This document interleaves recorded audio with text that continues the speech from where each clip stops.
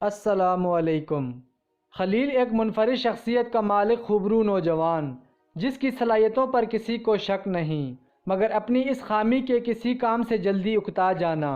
30 سال کا ہو جانے کے باوجود بھی زندگی کی حقیقی کامیابیوں سے کہیں دور تھا۔ تعلیمی میدان میں ایک کو چھوڑ کر دوسرے علم کے پیچھے بھاگتا رہا، اور اب ملازمتوں کا بھی یہی حال کہ کہیں ٹک کر کام نہیں کر پا رہا تھا۔ شادی کے نام سے اس کا بدلنا محض اسی بنا پر تھا کہ وہ ابھی تک کسی ملازمت کو مستقل اپنانے کے لیے خود کو ذہنی طور پر تیار ہی نہیں کر پا رہا تھا۔ خلیل کے ماں باپ اپنے بیٹے کی اس چلبلی طبیعت سے خوب واقف، ہر وقت اس کے لیے پریشان رہتے تھے۔ ایک دن اس کے باپ نے اسے صبح صبح فون کیا کہ آج ہم تیرے شہر میں آ رہے ہیں اور وہاں کے مشہور ریسٹورانٹ میں 3 بجے اکٹھے دوپہر کا کھانا کھائیں گے۔ خلیل اس شہر میں پچھلے چند ماہ سے رہ رہا تھا۔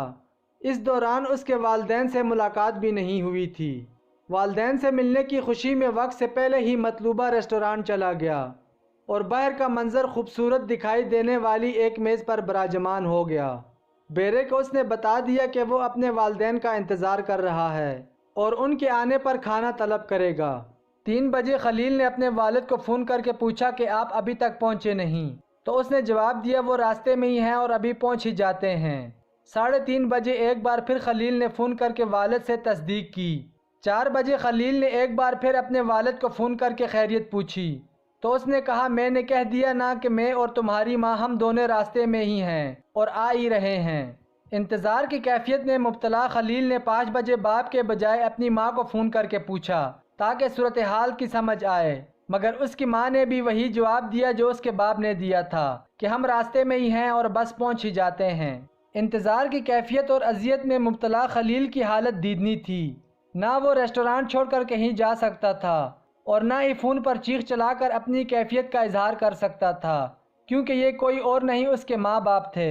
اپنی طبیعت کے برعکس زہر کا کڑوا گھونٹ بھرے وہیں مرتا کیا کرتا کہ مصداق بیٹھا انتظار کرتا رہا۔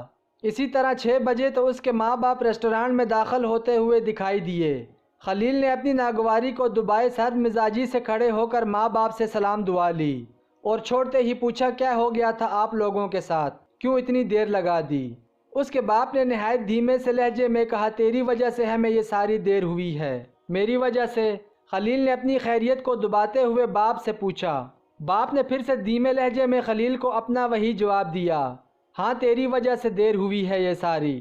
اس بار خلیل کی ماں نے دخل اندازی کرتے ہوئے کہا چلو بیٹا کیا ہو گیا ہے اب، آخر ہم پہنچ ہی گئے ہیں، ہو سکتا ہے تم نے کوئی اچھا سبق ہی سیکھا ہو آج کی اس ملاقات سے۔ خلیل نے پوچھا امی جی اس کیفیت سے جو میں نے اٹھائی ہے بھلا کون سا اچھا سبق نکلتا ہے، مجھے بھی تو بتائیے۔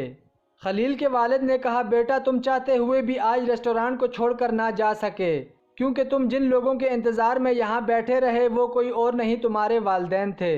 تم بار بار اپنی جھنجھلاہٹ کو دبا کر ہمیں فون کرتے رہے، چاہنے کے باوجود بھی اپنی آواز کو اونچا نہ کر سکے کہ سامنے کوئی اور نہیں تمہارے والدین تھے۔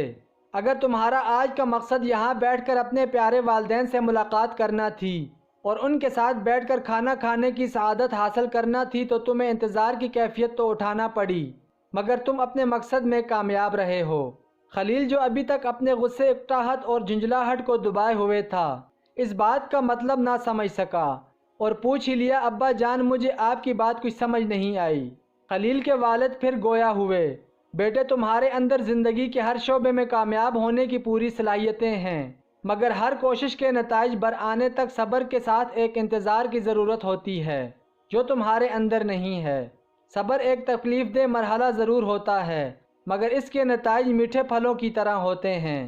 اپنے خوابوں کی تعبیر کے لیے اس طرح صبر کے ساتھ انتظار کرو جس طرح تم نے آج اپنے والدین کی خیریت سے پہنچ جانے کا کیا ہے۔ آج تم چاہتے ہوئے بھی اپنے منہ سے اف نہ کر سکے کہ معاملہ والدین کا تھا جن کو نہ چھوڑا جا سکتا تھا اور نہ کچھ بولا جا سکتا تھا۔